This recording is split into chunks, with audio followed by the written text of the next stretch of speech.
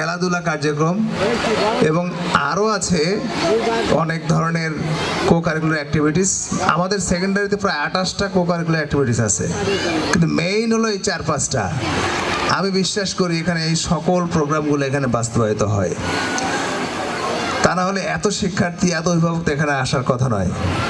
নিঃসন্দেহে পরীক্ষা সঠিক সময় হয়, নিঃসন্দেহে এখানে গার্ডিয়ান মিটিং করা হয়, নিঃসন্দেহে এখানে টিচারদের নিয়ে স্টাফ মিটিং করা হয় এবং এখানে বছর বছর স্টাডি ট্যুর হয়। অর্থাৎ সকল ধরনের শিক্ষামূলক প্রোগ্রাম এখানে হয় আমি বিশ্বাস করি। এখন শুধুমাত্র শিক্ষকদের সঙ্গে আমি যদি একটা দিন সেশন করতে পারি, আমি বিশ্বাস করি যে পাঠদান রিলেটেড যে বিষয়গুলো আছে সেখানে তারা অলমোস্ট তারা non trained teacher, non trained আর ট্রেন টিচারের মধ্যে কিছু ফান্ডামেন্টাল পার্থক্য আছে।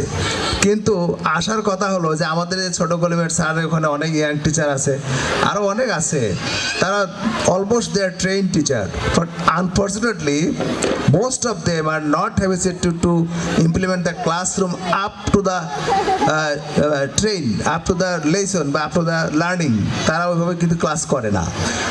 যারা নন ট্রেন টিচার, এই যে আপনাদের মতো স্কুলে, এরাই বরঞ্চ অনেক ক্ষেত্রে প্রাণপণ চেষ্টা করে সর্বোচ্চটা দেওয়ার চেষ্টা করে, আমি দেখেছি।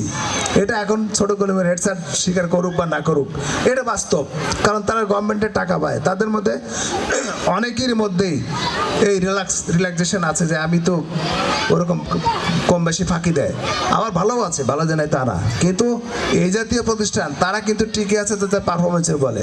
তা আমার খুব কিউরিওসিটি থাকলো একদিন ওনাদের নিয়ে কাজ করার জন্য। আর একটা শিক্ষা প্রতিষ্ঠানে নর্মালি 4টা কনসার্ন গ্রুপ আছে এখানে। একটা হলো শিক্ষক নিজে, শিক্ষার্থী নিজে, আরেকটা আছে গার্ডিয়ান, আরেকটা আছে আমাদের সোসাইটি। তো এই 4টা কনসার্ন পার্সন বা কনসার্ন গ্রুপ যদি একসঙ্গে ফাংশন না করে, তাহলে আমরা যে প্রতিষ্ঠানে বলি কখনোই কোনো ডেভেলপমেন্ট করা সম্ভব না। সুতরাং আগামী দিনগুলোতে আমি আশা করি এখানে আরও বেশি করে আমি এফোর্ট দিব এবং আমাদের থেকে যা যা সহযোগিতা দেওয়ার সব ধরনের সহযোগিতা ইনশাল্লাহ আমি দিতে পারবো আশা করি। এখন আমি জানি এটাকে ইন আছে না বিন নাম্বার, এটা বিন, তার মানে আপনার সেকেন্ড স্টেপটা হলো ইন নাম্বার নেয়া, দেন পাঠদানের অনুমতি। তো এগুলো কিন্তু এর চেয়ে অনেক লো কোয়ালিটির প্রতিষ্ঠানে তাদের ইন নাম্বার আছে। হোয়াই নট, এখানে কেন হয় না আমি ঠিক জানি না। সুতরাং সামনের দিনগুলোতে আমার অনেক চেষ্টা থাকবে, আর যে সমস্ত মানে অনেক হাই কোয়ালিটিভ পার্সন ব্যক্তি এখানে জড়িত, আমি বিশ্বাস করি এই প্রতিষ্ঠানটি এই শ্রীপুর উপজেলা ওয়ান অফ দ্য বেস্ট প্রতিষ্ঠান হবে এবং অনেক গার্ডিয়ান এখানে তাদের ছেলে মেয়ে পাঠাবে স্টাডি করার জন্য। এবং এখান থেকে যারা আমি এসএসসি পরীক্ষা কোথায় দেয়, আপনার ওখান থেকে দেয় ছোটো কলেম থেকে। সুতরাং সব দিক দিয়ে একটা পজিটিভ এনভায়রনমেন্ট আছে। আমি আশা করি যে পরবর্তী দিনগুলোতে আমাদের বই সব পেয়ে গেছে তো, এখানে সবাই আমরা বই দিয়ে দিচ্ছি না, এখানে বই তো বাকি নাই।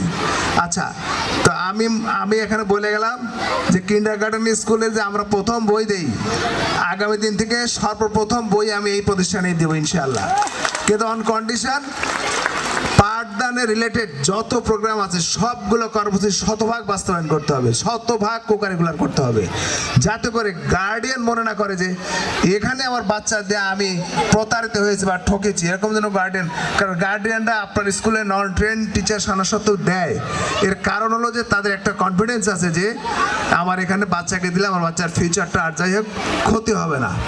সুতরাং আমি আসলে আসছি এখানে, সদর সাহেব বলেছিল যে প্রতিষ্ঠানটা ভালো, আমি জানা ছিল না আগে, যাই হোক এসে অনেক ভালো লেগেছে।